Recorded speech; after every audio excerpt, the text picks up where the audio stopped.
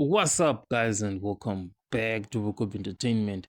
So, there is shocking news at the moment, and it's that Paul O'Sullivan is refused to appear before the Parliamentary Portfolio Committee that is probing, the allegations into what was revealed by Mkwanazi.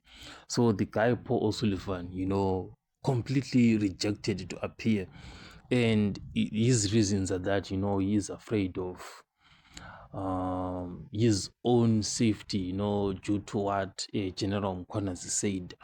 So it's kind of surprising at the moment, because when Mkwanazi came out and made that press briefing, Paul O'Sullivan was very bold, he went to the media houses, and what is it called?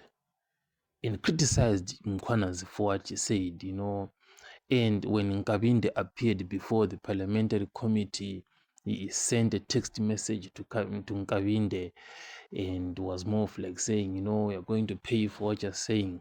Now it's time for Paul O'Sullivan to come out, and speak before the committee in person.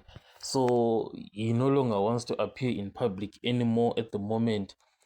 So it's going to be very interesting how the parliament is going to deal with this one, because the parliament in itself has been very firm on their position, from the ANC to the EFF, that Paul O'Sullivan must appear, and he must appear in person.